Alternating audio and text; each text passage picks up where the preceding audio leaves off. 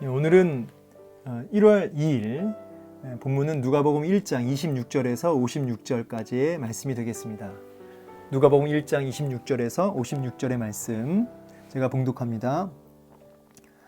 여섯째 달에 천사 가브리엘이 하나님의 보내심을 받아 갈릴리 나사렛이란 동네에 가서 다윗의 자손 요셉이라 하는 사람과 약혼한 처녀에게 이르니 그 처녀의 이름은 마리아라.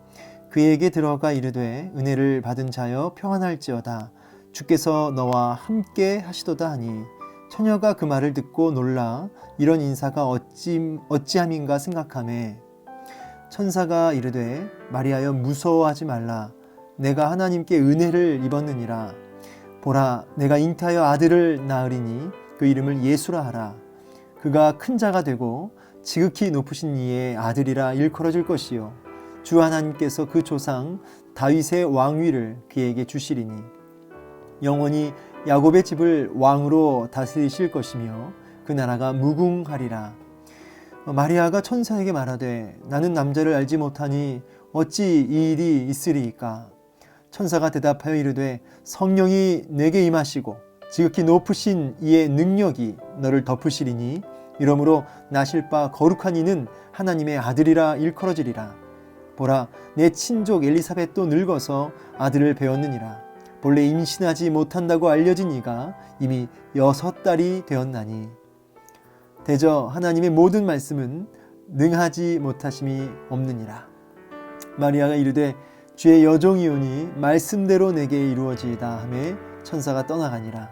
이때에 마리아가 일어나 빨리 산골로 가서 유대 한 동네에 이르러 사가랴의 집에 들어가 엘리사벳에게 문안하니 엘리사벳이 마리아가 문안함을 들으매 아이가 복중에서 뛰노는지라.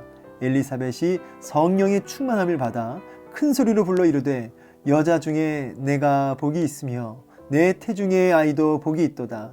내 주의 어머니가 내게 나아오니 이 어찌 된 일인가. 보라 내 문안하는 소리가 내 귀에 들릴 때에 아이가 내 복중에서 기쁨으로 뛰놀았도다. 주께서 하신 말씀이 반드시 이루어지리라고 믿은 그 여자에게 복이 있도다. 마리아가 이르되 내 영혼이 주를 찬양하며 내 마음이 하나님 내 구주를 기뻐하였음은 그의 여종의 비천함을 돌보셨음이라. 보라 이제 후로는 만세의 날을 복이 있다 일컬으리로다. 능하신 이가 큰 일을 내게 행하셨으니 그 이름이 거룩하시며 긍휼하심이 두려워하는 자에게 대대로 이르는도다. 그의 팔로 힘을 보이사 마음의 생각이 교만한 자를 흩으셨고 권세 있는 자를 그 위에서 내리치셨으며 비천한 자를 높이셨고 줄이는 자를 좋은 것으로 배불리셨으며 부자는 빈손으로 보내셨도다. 그종 이스라엘을 도우사 긍휼히 여기시고 기억하시되 우리 조상에게 말씀하신 것과 같이 아브라함과 그 자손에게 영원히 하시리로다 하니라. 마리아가 3달쯤 함께 있다가 집으로 돌아가니라. 아멘. 오늘 특별히 우리가 주목해야 할 말씀 구절은 31절 말씀 보면 보라 내가 잉태하여 아들을 낳으리니 이름을 예수라 하라 이렇게 말씀하고 계십니다. 여기 예수라고 하는 이름 이 부분은 여호와는 구원이시다라는 뜻인데 이게 구약에는 여호수아, 호세아 다 같은 이름이죠. 다 예수 그리스도의 그 모습을 이제 미리 예표로 나타나는 것인데 여호수아나 호세아가 다 같은 이름입니다. 마태복음 1장 21절로 가면은 자기 백성을 저희의 죄에서 구원할 자라는 의미로 이렇게 예수님이라는 이름을 이렇게 쓰고 있습니다. 예수 철저하게 언약의 성취자로 오시는 예수로 우리가 성경에서 확인이 됩니다. 특별히 이제 주목하실 부분이 이제 34절인데 마리아가 천사에게 말하되 나는 남자를 알지 못하니 어찌 이 일이 있으리이까. 그렇죠? 이 말은 이제 처녀다 이 말이죠. 카톨릭에서는 이 마리아가 끝까지 동정녀로 있었다 이렇게 얘기하지만 아니죠. 훗날 예수님만 그 처녀로서 성령으로 잉태되어서 자녀를 낳았고 또 요셉과 결혼 이후에 또 그 자녀들을 또 낳습니다. 그러니까 계속 동정녀로 있는 건 아니죠.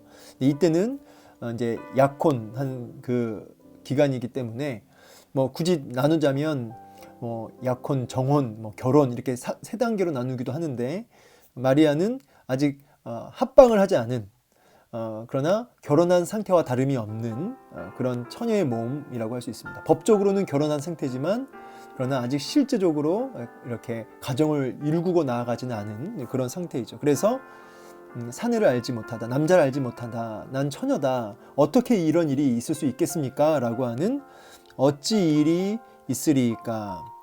라는 그런 고백이 나오는 것이죠. 당연하죠. 이게 사실은 큰일입니다. 왜냐하면 목숨이 걸렸죠. 일단 파혼이 되고요, 무조건. 처녀, 아직 결혼이 아니고 약혼이나 정혼 그 과정에서 이렇게 임신을 했으니까 이것은 파혼의 어떤 그 조건이 되고요. 그리고 결혼만 이제 파혼되는 게 아니라 이게 이제 부정한 여인으로 이렇게 낙인이 찍혀서 동네에서 이렇게 돌에 맞아 죽을 수 있는 그런 상황입니다. 당황스러운 것은 당연하죠. 어찌 이 일이 있으리까? 여러분, 이게 납득할 수 없는 상황인데, 목숨이 걸린 상황인데, 이 마리아가 그 뒤에 어떻게 고백을 하냐면요. 이제 주목해야 할 구절이 이어지는 구절이 이제 37, 38절입니다. 오늘 이 말씀을 좀 붙들고 살았으면 좋겠는데요. 대저 하나님의 모든 말씀은 능하지 못하심이 없느니라.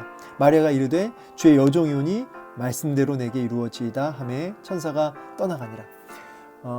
마리아는 이 엄청난 이 소식을, 이게 사실 복음인데 이 소식을 이해가 전혀 안 되고 납득도 전혀 안 되고 설명할 수도 없는데, 사실 목숨까지 걸린 정말 당혹스러운 순간인데 어찌 일이 있으리까? 이런 순간에 뭐라고 고백하냐면 말씀대로 내게 이루어지이다. 말씀은 능하지 못하심이 없습니다. 이렇게 고백하고 있는 것이죠. 여러분, 복음의 능력은 사실은 어마어마하죠.